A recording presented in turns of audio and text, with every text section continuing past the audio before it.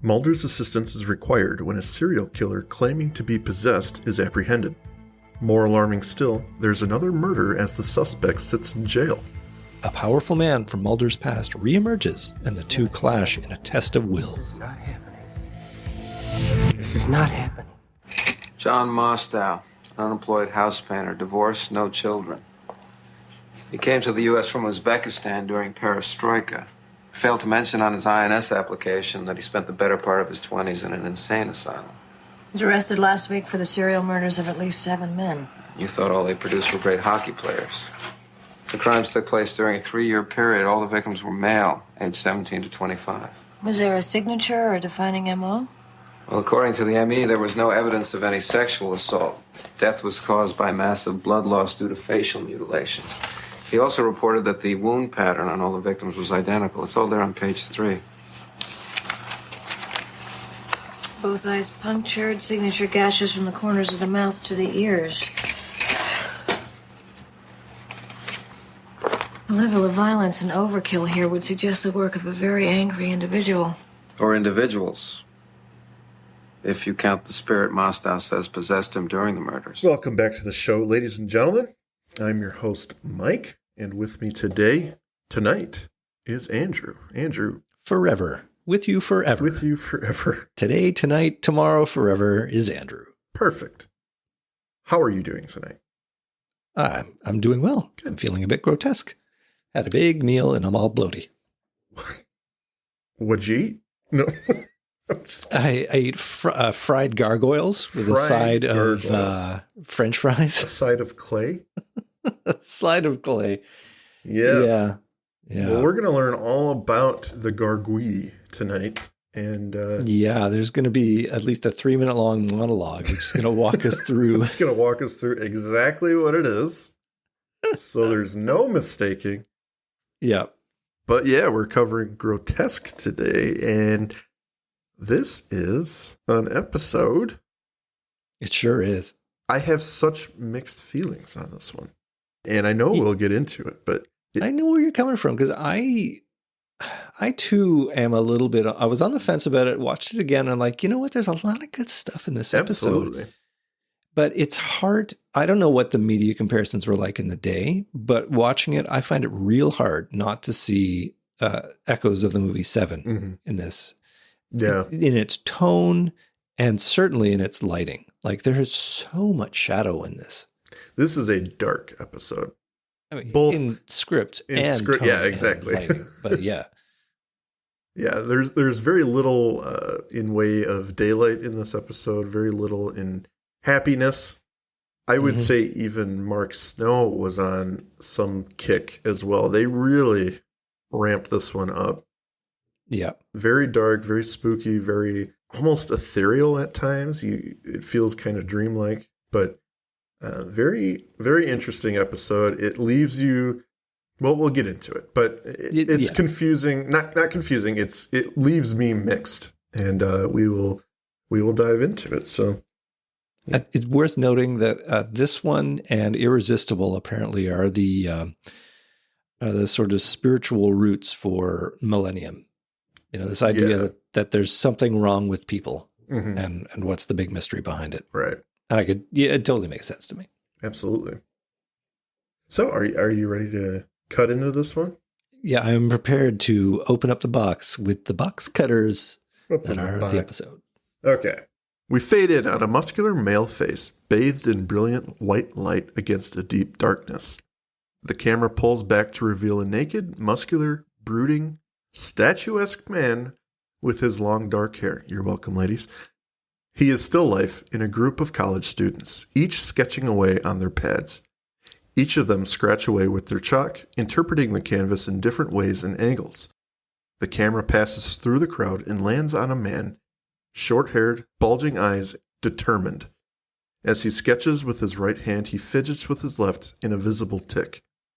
His sketch, while shown only in close-ups, visibly has deranged features. The man draws with such intensity that he catches the model's attention, making him uneasy. Instead of capturing the entire subject, the crazed man is doing a portrait of a fiendish face, elongated and menacing. He picks up his utility knife to sharpen his pencil and accidentally cuts his finger in the frantic motion. He pauses, then decides to smear blood in the eyes of his sketch, leaving a dark crimson smudge. The professor calls time and encourages the students to pack up and leave, covering the model in a blanket. The crazed man shuffles his things together in a haphazard manner, pushes past his classmates, and leaves in a flurry. He stumbles out onto the street, looking anxious and fearful. He rounds a corner underneath the building, which has a stone gargoyle sitting atop it. Later, the model is returning to his car, parked in an alley nearby. He has a sense of urgency to his actions and fumbles with his keys as he spots something in the dark distance staring at him. To his confusion, something has been jammed in his car lock. We catch his reflection in the window, and something stands behind him. He turns, surprised, and a utility knife raises up, then slashes down towards him as he screams. The crazy man sleeps in his apartment calmly. As he awakes, the FBI bursts in to raid his home. They have an arrest warrant for him, John Mostow. They begin reading him his rights. The man scowls at the lead agent and then bites one of the men, violently pulling him to his feet as they escort him out of the apartment and into custody. His walls are covered with scrawled images of similar creatures to what he was drawing in class. The lead agent can't believe his eyes. The squalor this man lives in is unbelievable. He pulls out his art supplies to reveal a utility knife. He holds it up and slowly reveals a bloody blade. Credits. Ooh. This, sir, is one of the longest openings they've ever It keeps had. going, doesn't it? Yeah. It's like the 3 phases easily in it. Yeah. So, yeah, beginning of the creep. I mean, it is so dark and it's really creepy. Really creepy. Just keep saying it. Yeah.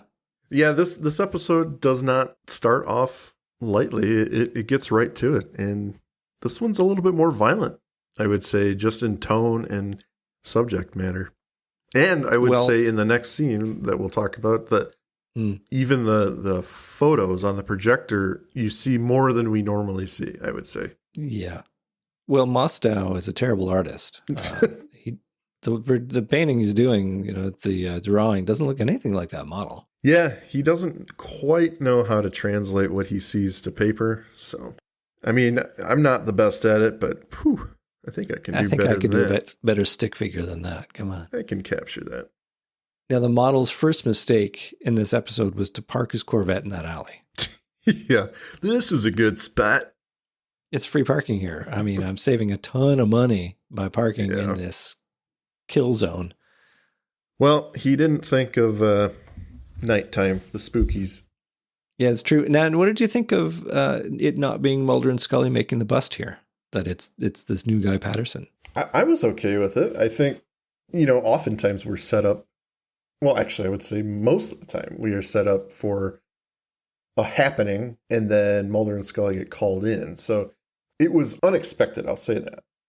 Yeah. That the bad guy is already being apprehended by police. Like, this is the soonest one has ever been apprehended in an X-Files episode. So that threw me off, I would say. Roll the credits. We're done. We're done. This episode starts or stops as quickly as it started. I think it's good that they chose an actor like Kurtwood Smith, who really deserves a lot of screen time in everything that he's in.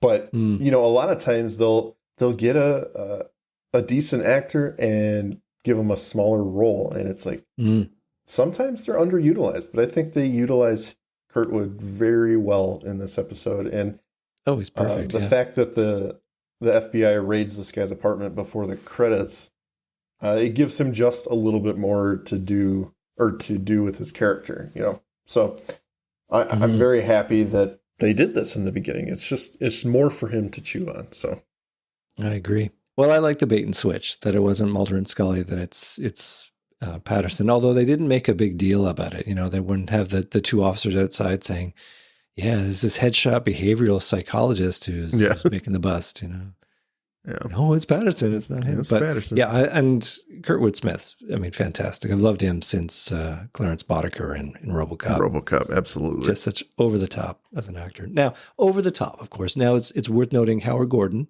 wrote this episode. He got an actor who plays an over-the-top bad guy to play the most subdued cop. Interesting combination. But we were saying that it's darker than normal. I think that is Howard Gordon like reducing the light level on this to negative 11. To about as close as you can get without being impenetrable. So yes. It definitely is it's following along in his good old Howard Gordon method. Yes. Yeah. Okay, so Mulder is briefing Scully on Mostow, his bony-faced mugshot projected on the wall.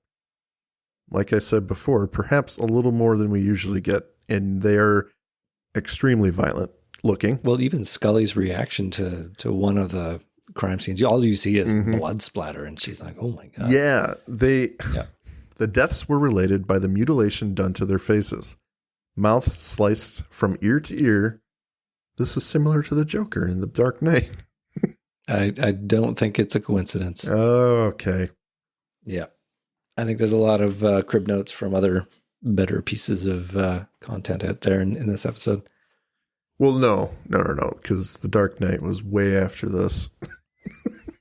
Come on, Andrew. But when was Tim Burton's Batman? And the Joker there has no little smile. But you're thinking Heath Ledger's Batman. Yeah. So as Scully gets up, Mulder changes to a particularly gruesome image, plastering Scully with a brilliant blood splatter across her face, which is a really striking shot. I particularly enjoy that. And I don't know I'm sure they did it on purpose, but I don't know what the reasoning was behind it, but it was very cool. I think that's just a case of the DOP going, oh, I got this great idea. Yeah. The usual opposing thoughts from the agents come out in this scene. Mulder believes the killer's claims that he was possessed could be genuine, and Scully quickly mentions the mental distancing that killers often do to separate themselves from their actions. The scene is concise and interesting. I find it pretty enthralling on all accounts, especially coupled with the pre-credits scene. So I'm all in at this point. I'm really enjoying where this episode's going. Mulder's bombshell that Scully's hypothesis is not only fair, but was shared by law enforcement. That is until another body of a young male was found. So that's cool. That's interesting. Yeah. So we've got the guy in jail, yet more people are dying. And more importantly, they didn't share his method of killing. They didn't share any details. No. There's a lot of holdback there. So this idea of a copycat is also impossible. That is the final piece of the spookiness of this scene. Yeah. Only members of the crime team would know the specifics of the crimes. So, oh boy. We go now to DC Correctional.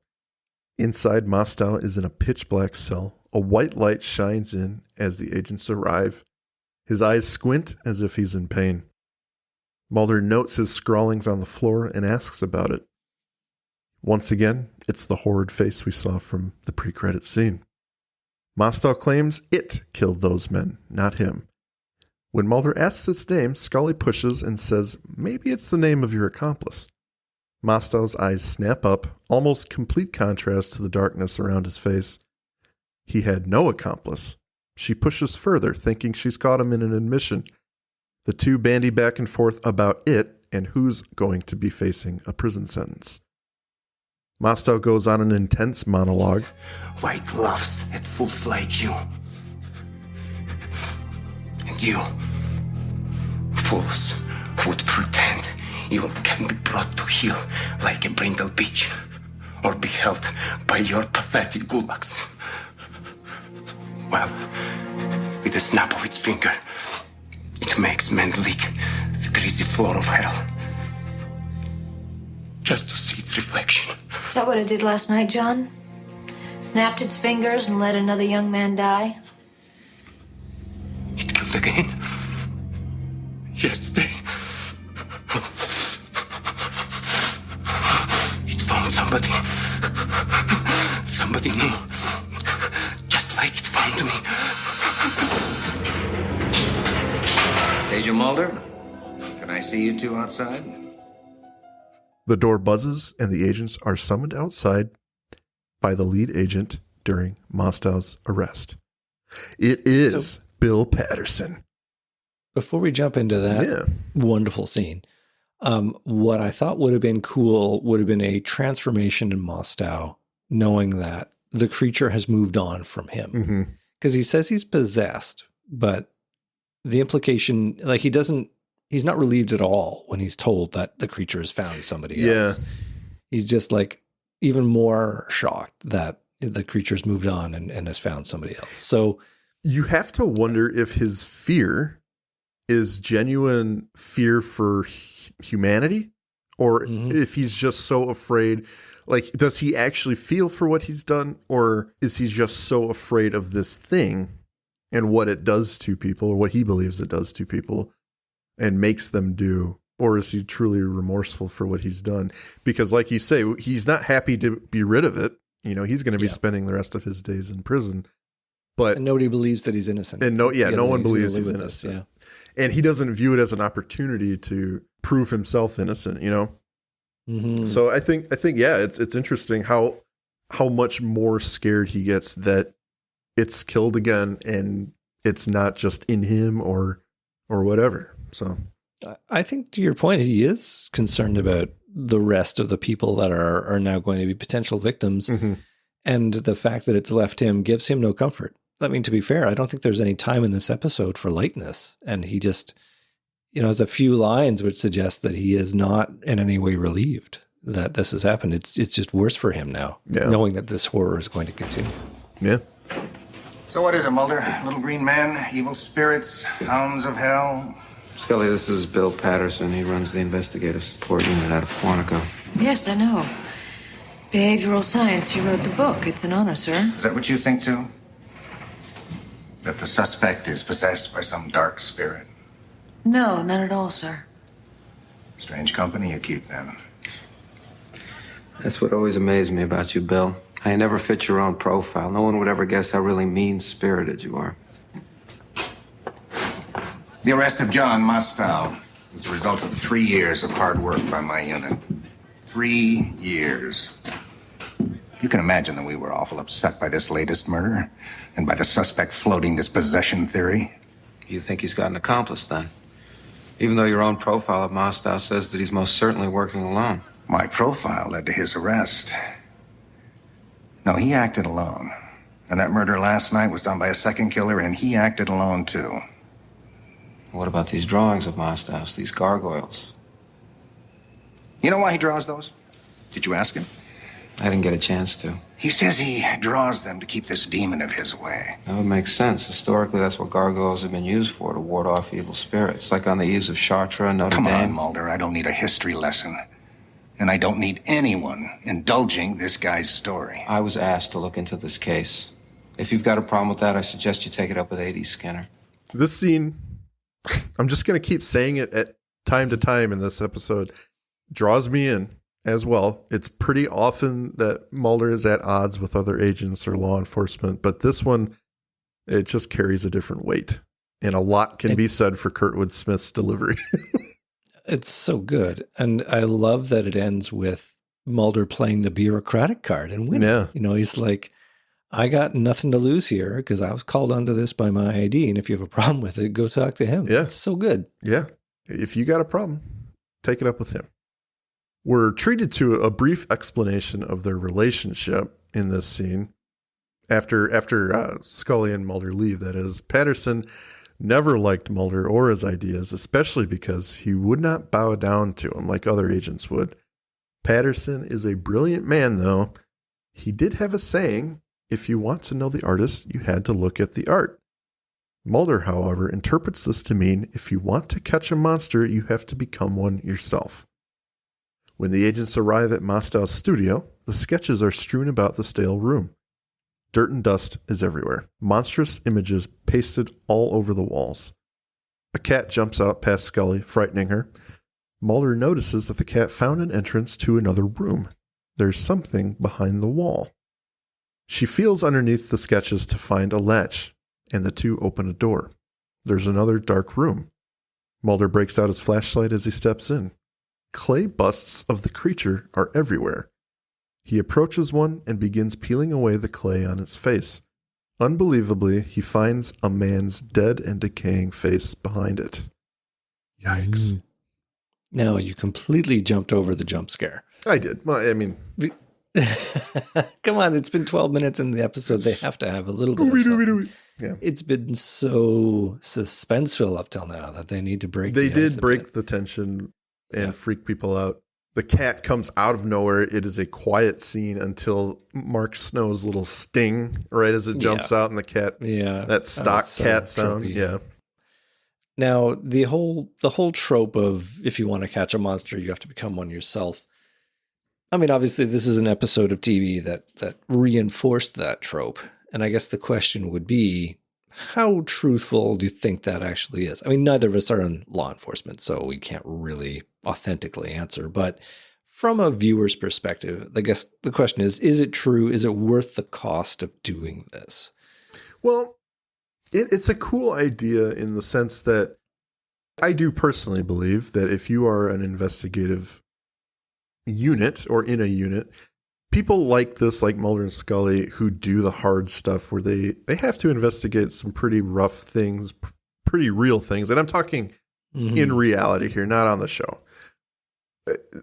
People who do this stuff, who study crime scenes and stuff, you do have to be a different kind of person, I would say. Well, I'd say you'd have to avoid, like, you have to lock away some of your more reasonable feelings. Yeah, you'd have to be pretty stone impenetrable about it. You'd have to be, this sucks, and I hate what I'm seeing, or you feel for the victims or whatever, but you have to lock that away. You have to be able to compartmentalize those feelings and do your job. And so I would say there is an element of truth to get to know the artist. You have to know the art, or whichever way it goes. Yep. So I would believe that's somewhat true. And I think the idea of this episode becomes watch how closely you study that. Make sure you don't lose yourself in the process. Yeah, that is definitely what they're going for in this. I guess the question will be, and you can look at it from a theoretical and from an actual point of view, like, does Mulder's descent into madness actually generate results? You could argue that the script allows it to happen, but I could also argue, and I will at points when it comes up, there are other investigative methods they could use to get to the same end. Like, right. Knowing at the end who the actual killer is, you can, of course, look backwards and go, well, there's so many areas, ways they could have figured it out that don't involve Mulder doing a 3-minute monologue about gargoyle. Wait, what? There's another explanation? I don't believe that. No, can't be. Can't be. Gotta have that gargoyle monologue. But I do also love the entering the secret room. Yeah. And Scully says, wait, we should wait for some more light. And he says, well, I've got some light. And he pulls out the world's smallest pen light. It's like, no, it's really like a laser pointer. Just, yeah. Yeah, that thing is very small.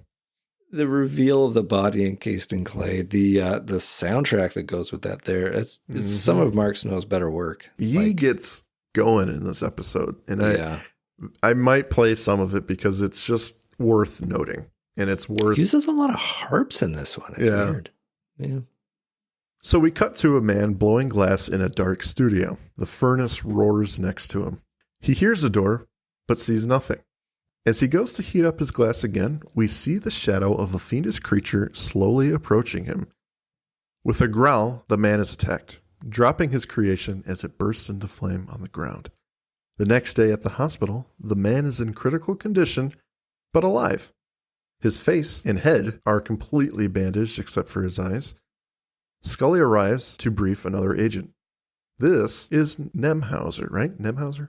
That is his name, Agent Nemhauser. And he's named after Laurie Nemhauser, who's a PA in the show. Yes. I forget what Laurie's role is. I think that's what it is. So this is Nemhauser. 5 mutilated corpses were found in the studio. All faces, all cut the same way. He brings her to the newest victim. I'm sure you want to say that again. He brings her to the newest victim. Nemhauser thinks Patterson will be coming around to the theory that Mostow was working with someone now, and Scully herself is in agreement. The agent takes this moment to surmise that Patterson secretly asked for Mulder's aid. Turns out, Patterson's mood is that's just who he is. But get a few drinks in him, and he will tell stories about Mulder, how he's some sort of crack genius. Scully notes the stitches on the agent's hand, and he mentions that Mostow had bit him during the arrest. Patterson arrives. He inquires about Mulder. Tension rises for a moment, but Scully runs defense, saying he's looking for the same thing he is, a second killer. It's here that the victim begins squirming, distressed at the agent's presence, and the doctor requests that they leave him in peace. Obviously, we are to take this squirming happening at face value, Andrew. Mm-hmm. He's uncomfortable. He's hearing voices. He just wants to sleep. I think, well, are we meant to believe at this point in retrospect that yes, Patterson's presence is enough to make him realize that this is the guy who hurt me, you know? His eyes are open. Yeah, but he's not talking. I think so. All right, so here is the plot hole. Okay. Nobody interviews this guy? Well, can he talk? I mean, I'm sure he can talk, but it probably hurts like a son of a bitch. He could probably write, but I'm sure that through nods or yeses and nos or whatever, you could get some information that would surmise a sketch artist, you know. Yeah. There could be something. There could be more evidence that points towards our guy, especially if he's like audibly nervous that he's in the presence of his attacker. What's his problem? Oh, he's just hasn't got enough meds. We gotta medicate him a bit more. Agent Nemhauser's bite on the hand. Red herring. Is that meant to be a little misdirect? Absolutely, it is. Never and they do it comes again. back. They do it again. But we'll get to that. Okay. But I agree with you. Georgetown University. Mulder gets a voiceover monologue as he sits in the library and studies gargoyles. Here we go. The name is from the French, gargouille, the name of a medieval dragon which prowled the river Seine, whose horrible image became the symbol of the souls of the condemned turned to stone, or of the devils and demons of the underworld spared eternal damnation.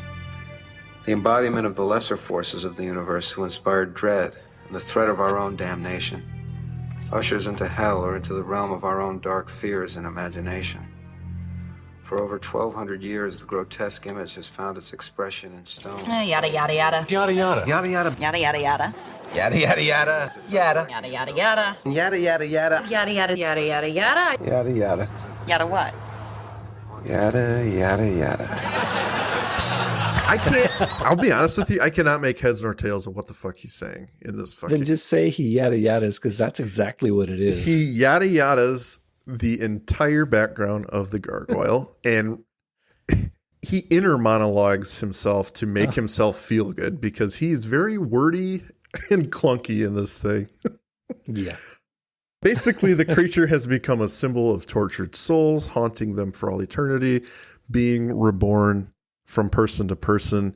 How did you feel about this explanation, Andrew? It sounds very confusing at times. Every time I see this episode at this point, I check out. Literally, no.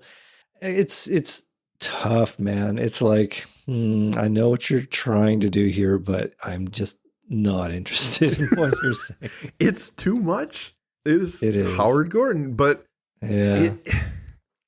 I'm not even sure what we're supposed to glean from this other than the gargoyle's bad. Yeah, gargoyle means you're tortured and it's going to use you against you and evil lives in all of us or something. I don't know. Well, that's just it. I think it's pompous is what it is. It's a little... It's making it... It's bigger than it needs to be. I think they had some space to fill, which is a shame because they could draw out so much else and make it much better. Yeah. But I think what it's meant to do is show us how driven Mulder is being. Absolutely. And it has a use there because we see him working really hard and diligently, and then that comes to a head later on. So that's fair. But Almost they can do that in as different Patterson's ways. about to talk to him. Yeah. Later on, Mulder has fallen asleep studying. Patterson arrives and starts flipping through his book and notes. Immediately, he comes down on Mulder, claiming he will never find the truth from books when the real killer is out there. Patterson says Mostow draws those monstrous pictures over and over because he's simply insane, while Mulder gives credence to the possession theory. Mostow claims the creature wants to see its own reflection. Patterson leaves in disgust.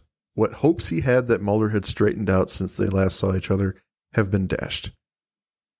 Mulder peers out the window and stares at another stone gargoyle, and we see Mulder's reflection in the window as the gargoyle comes into focus.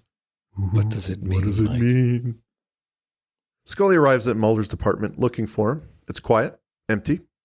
As the camera circles around her, we begin to see he has plastered his walls with crime photos of the recent slayings, Mostow's sketches, and perhaps even some of his own drawings. What? He's Spooky Mulder. Spooky for sure. Mulder. They're Yep. everywhere, and we get the sense that Mulder is losing his mind. You know what we have everywhere in this scene as well? What do we have? Dark. Harps. Yes. Yes. I think this is definitely Mark Snow given an ounce of creativity. Absolutely. Mulder is back in Mostow's studio now. It's just after midnight. The deep blue of night creates our scene as he touches a sketch of the gargoyle. He places both hands on it and draws with his fingers around the eyes. Crossfade to him wetting his fingers and molding some of the clay in the studio to begin forming a bust.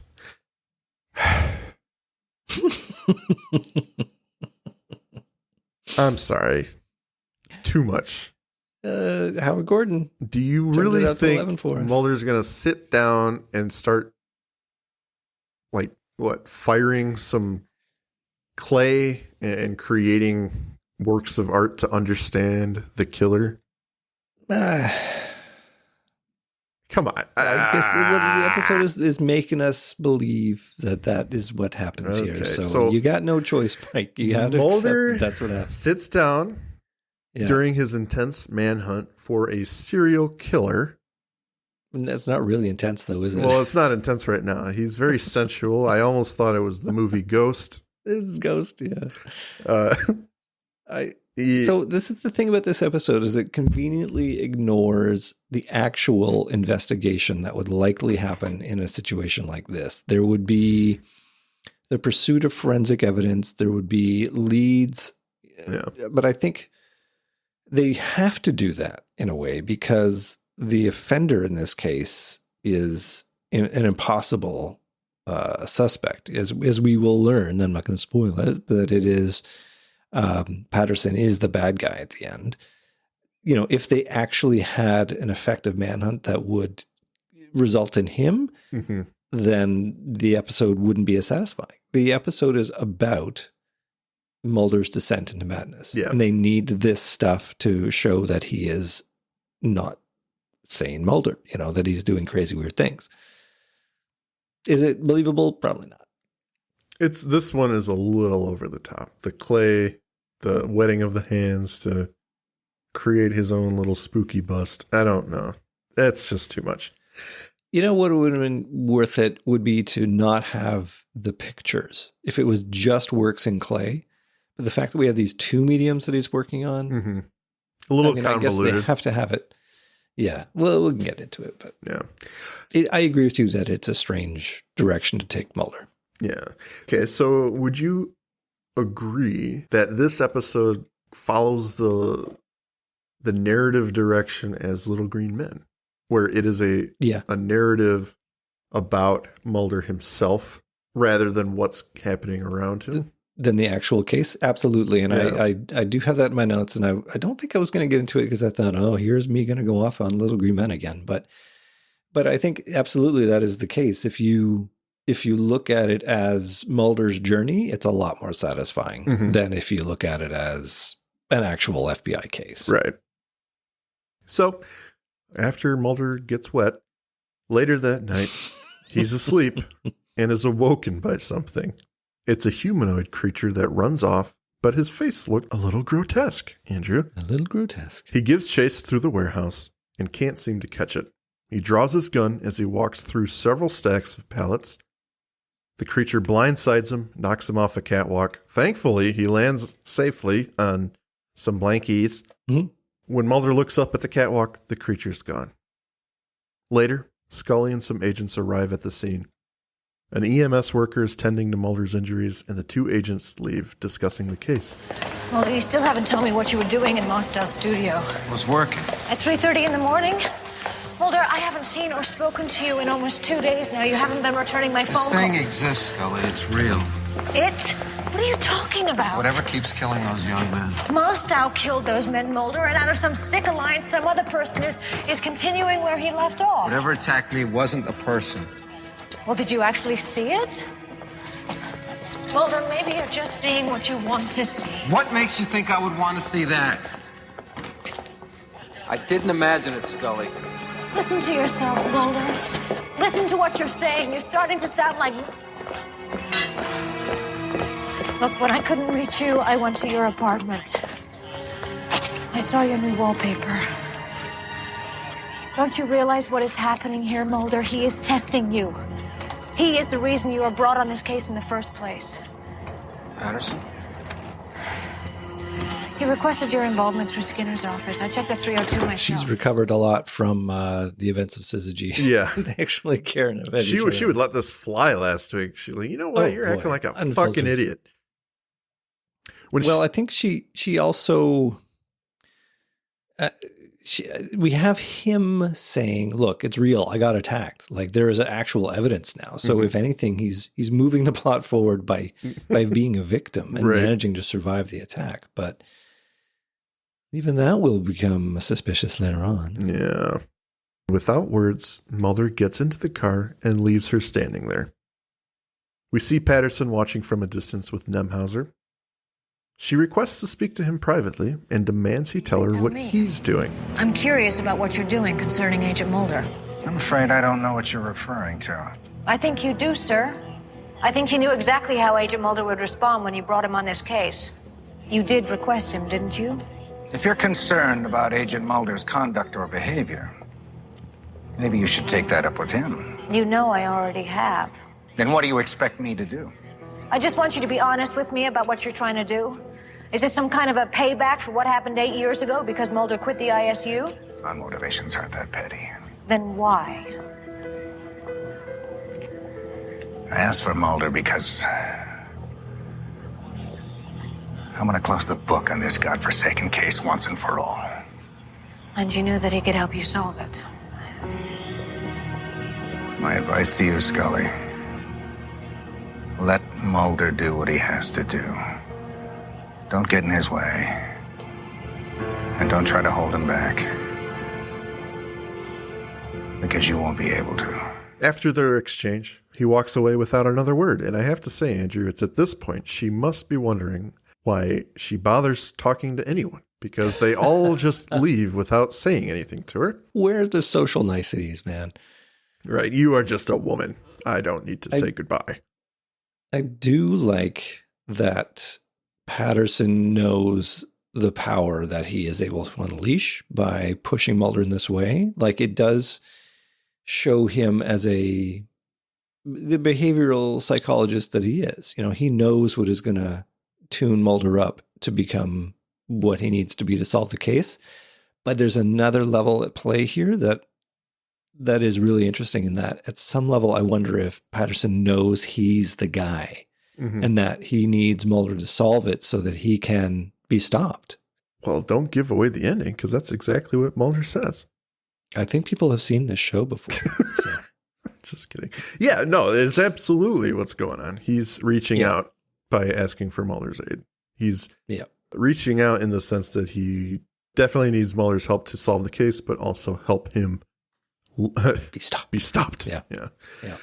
So after Patterson leaves, the camera lingers on Nemhauser, who was bitten, watching the conversation from afar. Another red herring. He looks very ominous, and they make a point to show him for a few seconds of uninterrupted camera time. So it lingers interestingly on him. Yeah. As she goes to her car and gets in, before she closes the door, something catches her eyes on the squad car nearby. She gets back out and checks. It's a razor blade stuck in the wheel. Underneath the car, she finds the gray casing for it. Back at the station. Well, What? You know, of course, that this isn't a razor blade. This is a box cutter blade. This is a box cutter blade. Have you not used a box cutter? They're interchangeable words, and for me, I know Well, it's a you would've utility put- knife. It is a utility knife.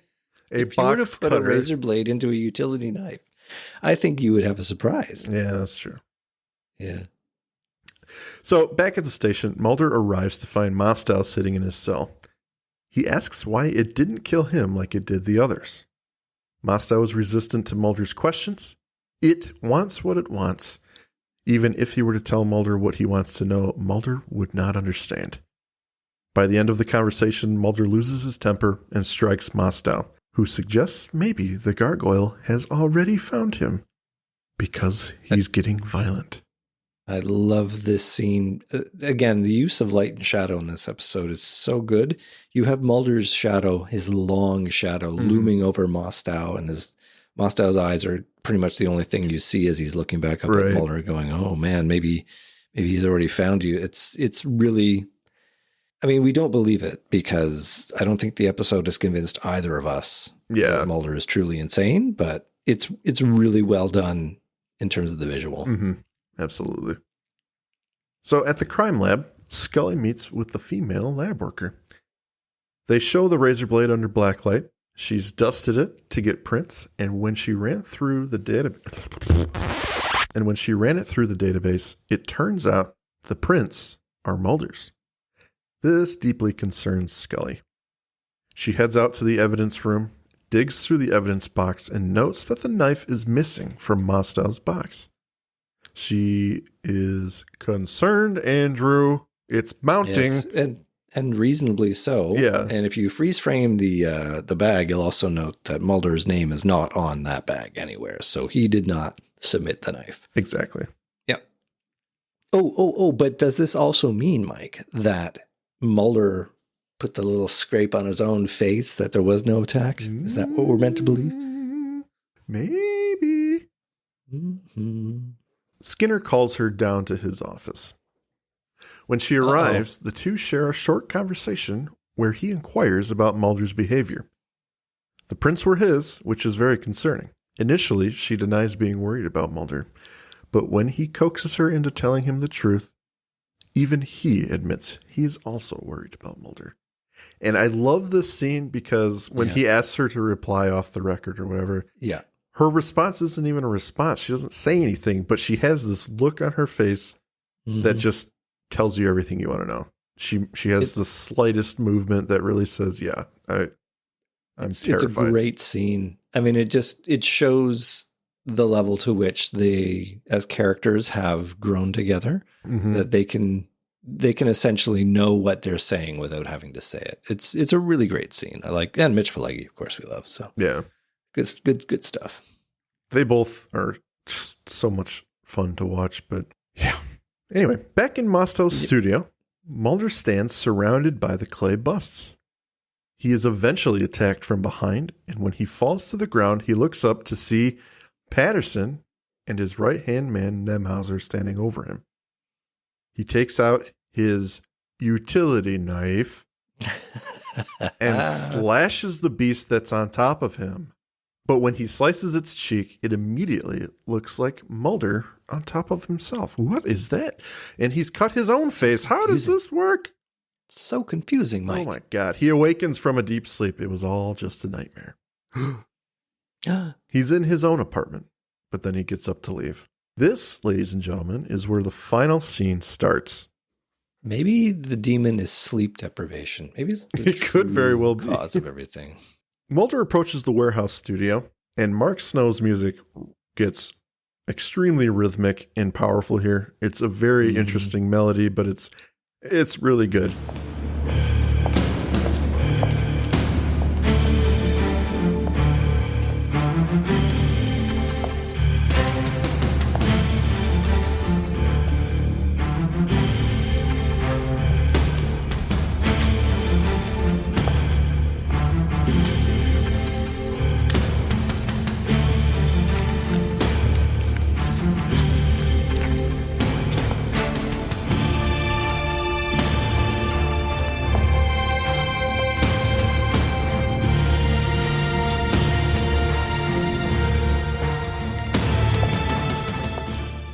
adds a lot of tension, it's very driving, you get a sense of urgency with this one, but it's very melodic. I like it.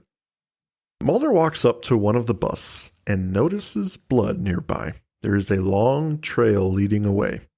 He investigates and traces it to a dismembered arm on the ground. Oh boy. Oh boy. Scully gets a message from Nemhauser that sounds extremely urgent, but it's cut off. Okay, before you go on in this, at that moment where you saw the blood, did you have a guess of who the victim was going to be? No, I don't think I did at first. Okay. I do this awful thing when I watch shows of I watch and I take note of who actually has lines. Because that means their character has some prominence. Like usually when somebody goes up to a store, so you deduce owner, who the victims are. Yeah, who's left basically, right? That gives us an idea of who the villain can be and who the people are that are going to survive this or not. So I'm like, Skinner's in, but he's in for one scene, so he's fifth business. We're never going to see him. But Nemhauser, he was my target for this particular bit of business. Yeah, nice, good call. All that to say that I knew because of process of elimination. You just see you with a whiteboard, some markers, drawing lines. Oh yeah, always watch a TV show with a whiteboard nearby. It'll change your life.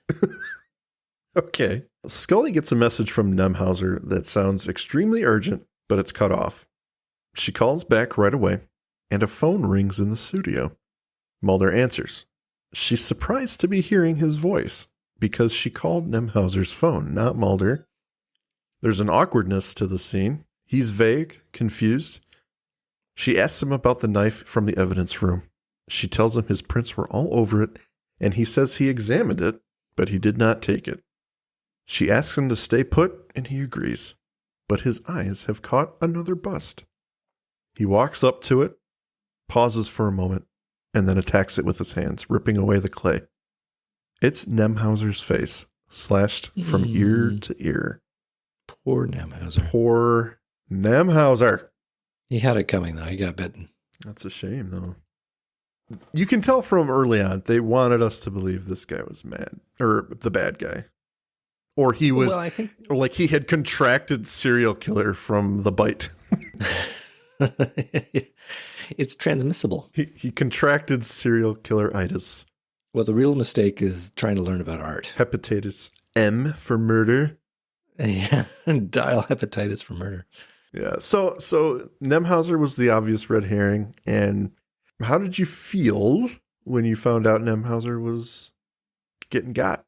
I mean, I know you deduced it before the scene, but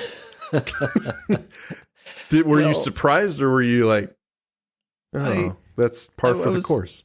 I guess I was satisfied in the sense that it's like I kind of figured it would be him, and then it was him. So I'm like, all right, episode, we're playing by the same rules. Playing by the rules.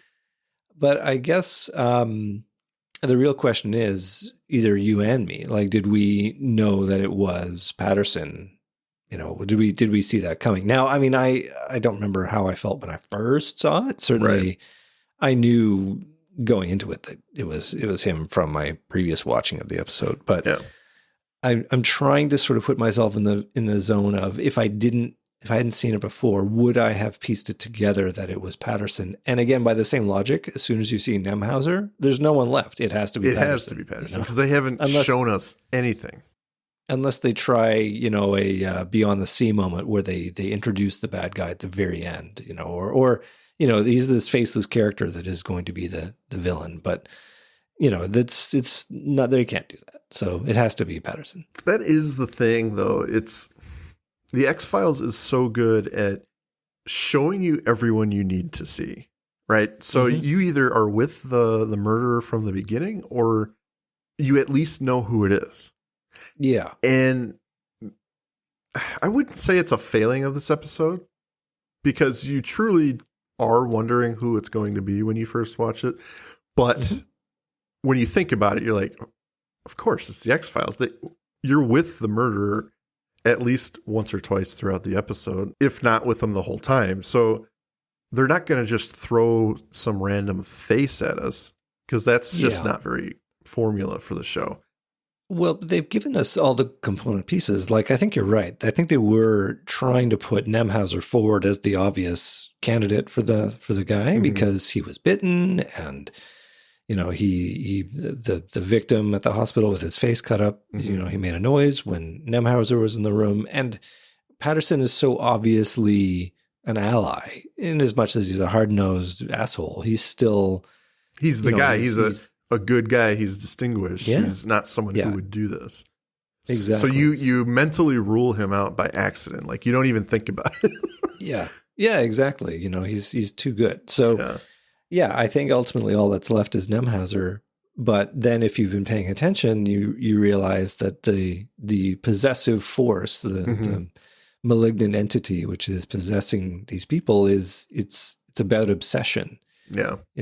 That's what it's drawn to, and it was drawn to Patterson because of his obsession to finding Mostow, and it's drawn to Mulder because of his obsession to find the same thing. So, I mean, that's what we're meant to take away at the end, and it hasn't really given us enough information to find it's Patterson until Nemhauser is shown as killed, at which point there's nobody left, so it has to be him.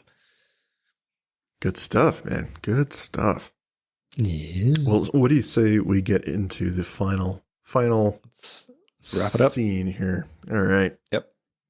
Mulder is then surprised by Patterson, who is behind him. He draws his gun in a flash.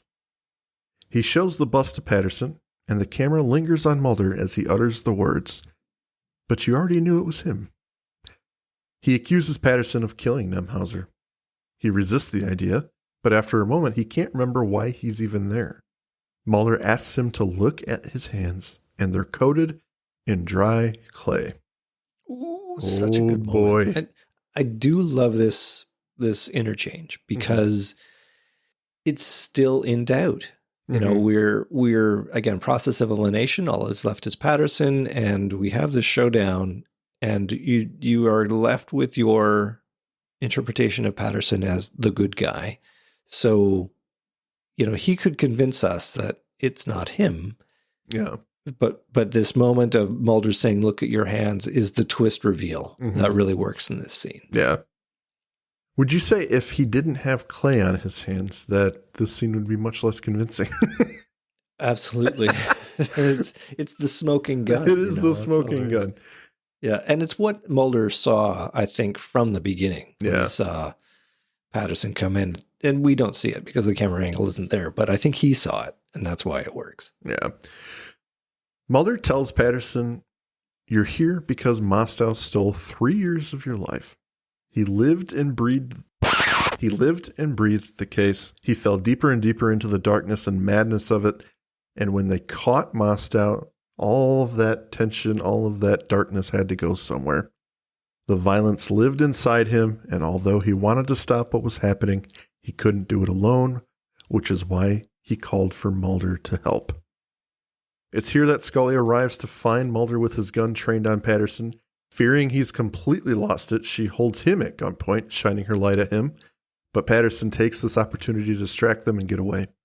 The two agents give chase, and as we see Patterson running through the darkness, small beams of light fall over him from time to time, and we can see his face is a little changed. Oh, he looks more ghoulish. Gargoulish.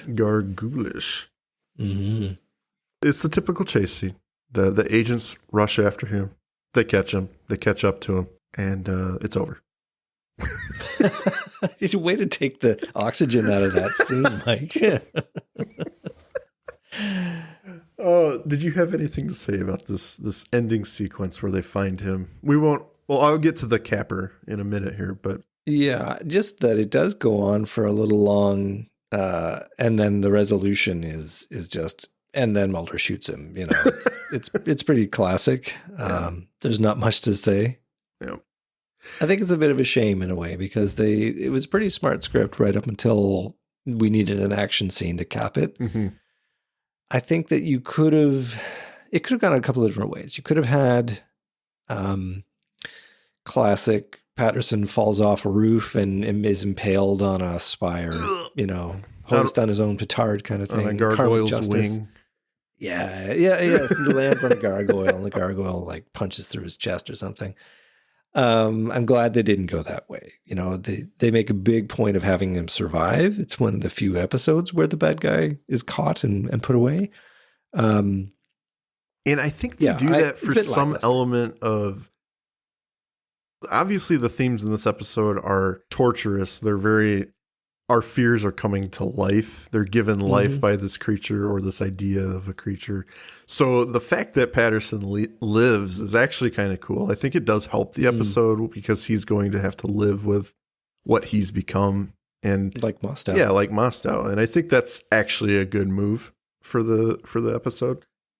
The real thing I wanted to comment on in that chase, well, Scully's reappearance in Act 3 here is her jacket. I mean, that white jacket.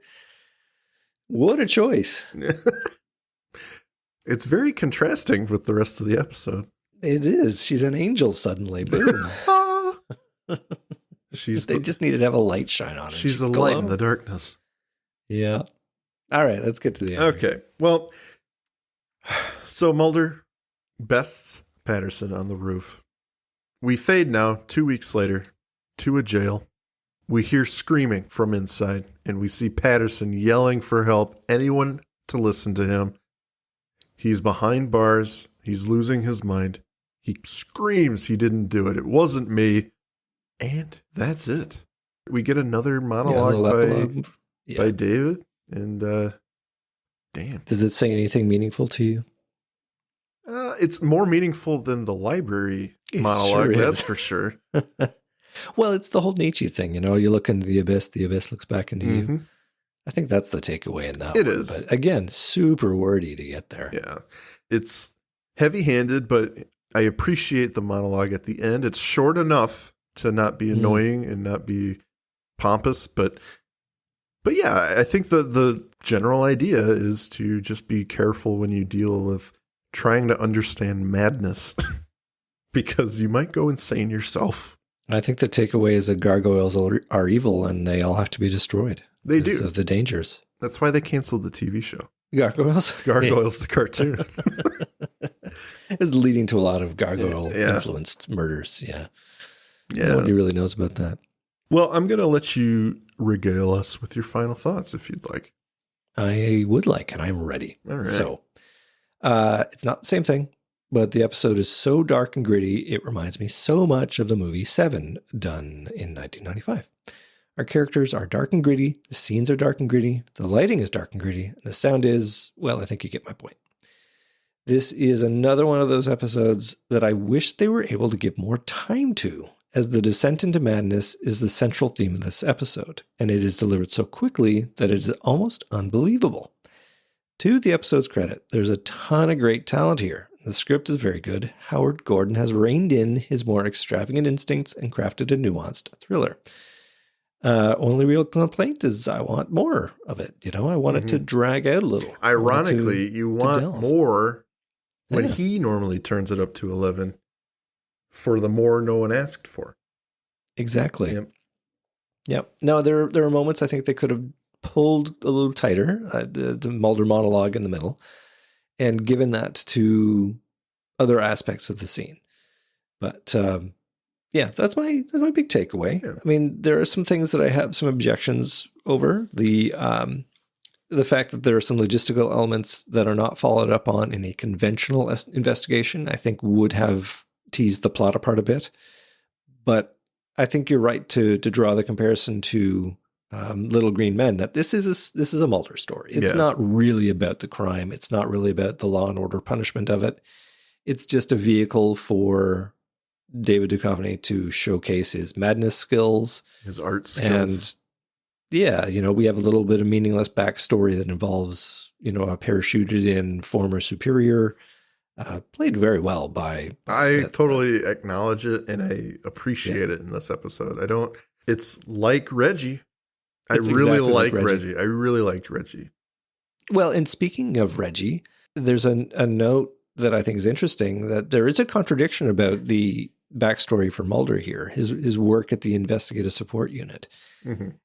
In Young at Heart, where we first meet Reggie, this was supposed to be Mulder's introduction to the FBI, like his first case under Reggie. So they're really playing a bit fast and loose with Mulder's legend at this point. Yeah. Interesting. I guess I never thought of it. I mean, I don't that have way. the chart in my wall of Mulder's career or anything, but I think there's a little overlap there. There could be. Very true. Well, good thoughts, sir. Mike, what are your thoughts? What are mine? I enjoy the episode. I think it's a pretty solid episode, but it does have its problems. And one of them being our interpretation of the gargoyle and what it is and what it does. In the context of this episode, I'm not sure I fully understand what they were going for.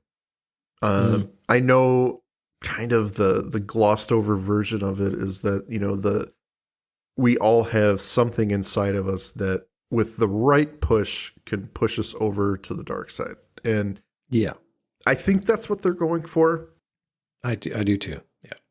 It's interesting. I like that idea. It's a scary thought, and it definitely ramps up the tension in our minds while you watch this episode. I think thinking something like that, we're all a minute away from being criminals or awful people. I think that's a frightening thought.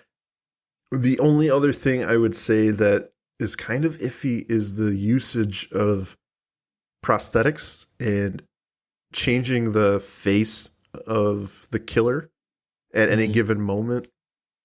Because are we supposed to interpret it like it's actually happening? Or is it just who their soul is at that point? Kind of like when Scully was hallucinating Donnie Pfaster. Which is interesting. He's not really a demon, but she's seeing him that way because he's doing awful things. I think that's my take. Is how it is. It's the interpretation of the character that's seeing that. A ghoulish creature when he was attacking Mulder, but they don't really explain it, so you don't really know where to go with it because they definitely had someone in a mask attacking Mulder. Oh, for sure. So it's a little unsatisfactory because there's no explanation as to what we're supposed to think. But I think, like you said, it's interpretation. So, other than that, the music is phenomenal. The writing is engaging, and the acting is awesome. Kurtwood Smith, he's got that voice, that gravelly voice that just draws you in. And he was built for the character. Yeah. Great casting. So here's a question for you, and I love to do this with certain episodes, and I think this is one. Would it have been a better show if they did the usual thing, where Kurtwood? We follow the actual villain? We know from the beginning who the villain is, and what we are seeing is the double story. I don't know.